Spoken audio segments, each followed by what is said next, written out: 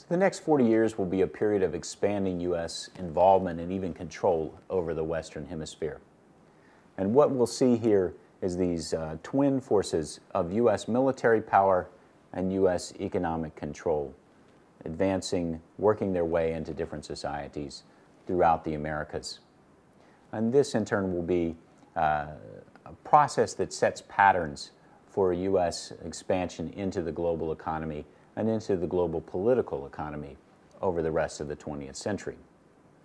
Now, the two policies right at the outset that we should mention, because they do shape American policy in general for the next few decades. The first is the one that Theodore Roosevelt announces when he becomes president, and that's what is called the Roosevelt Corollary to the Monroe Doctrine. The Monroe Doctrine, of course, said that European powers should keep their hands off the Americas. They should not try to interfere with the independence of countries in North or South America.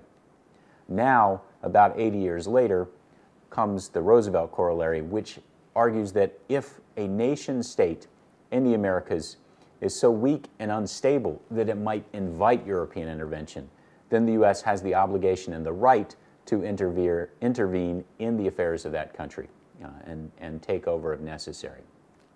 This will be used repeatedly to justify U.S. interventions in places like the Dominican Republic, Honduras, Haiti, and other places in the Caribbean and South America.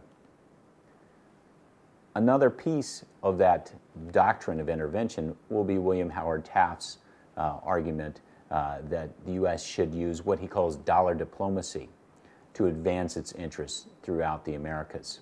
Taft is the successor to Roosevelt in the presidency, and he will convince numerous states throughout the Americas to accept American loans, sometimes directly from the government or managed by the federal government, and sometimes from U.S. financial institutions. Of course, when those loans aren't repaid, as often happens, then the Roosevelt Corollary comes in. Those countries are presumed to be unstable, unable to meet their obligations, and boom, it's time for an intervention to ensure that nobody else, no other country, is able to intervene and take over the affairs of that country.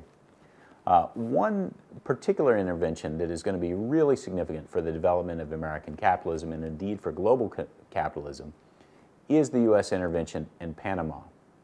In 1903, Panama, as we know it today, is controlled by Colombia. It is part of Colombia. The U.S. forms a treaty with a delegation from Colombia, which grants control over what is today the Canal Zone in Panama, where the U.S. is planning to finish a canal started by the French. When that treaty is brought back to Colombia, the Colombian National Assembly refuses to ratify it. So the U.S. works with a group of Panamanian separatists to achieve independence for that country, and that country immediately signs the Canal Zone Treaty with the United States. Between 1904 and 1914, the United States finishes the construction of the Panama Canal. The biggest single engineering project up to that point in the Americas, certainly the biggest up to that point in the history of the United States, and costing about $8 billion in today's terms, the Panama Canal revolutionizes trade between the Pacific and the Atlantic.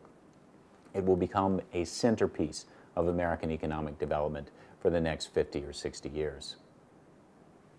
So in 1914, the Panama Canal opens for business, and this is the literal integration of the globe, linking two massive oceans in a way that they had never been linked before. And if we look around the globe in 1914, we see what seems like a contradictory picture. On the one hand, huge swaths of the surface of the earth are controlled by small countries in many cases, like Belgium, for instance, in Europe. And this seems like a world that is divided, a world that is characterized by injustice, and a world that we could see as possibly divided by economic barriers as well. But actually it isn't. In many ways, the global economy in 1914 is more integrated than it will be again for about 70 or 80 years. Tariff barriers are actually relatively low. Goods are moving around the world with relative ease. Even people are moving around the world inside these empires with relative ease, again in a way that they won't do again for many decades. Because, of course, the other side, to go back to the first side, the side of injustice that we see coming out of empires, what's also happening is tremendous competition among these imperial powers. They are struggling to gain control over more territories. The possibility of a war between these powers over territories seems to grow greater every day. And with every conflict, the distrust between them rises to greater levels, and many of them are building weapons, new kinds of weapons, at an alarmingly greater rate with every single year. Germany and Britain are in particular in fierce competition, and Germany and France have great rivalries against each other. It seems like only a matter of time before a spark sets off an explosion. And that, of course, as we know, is exactly what happened. And in 1914, we see the beginning of World War I, which ushers in a period of 60 or 70 years of worldwide conflict focused on Europe, but having tremendous effects on the United States and on U.S. capitalism.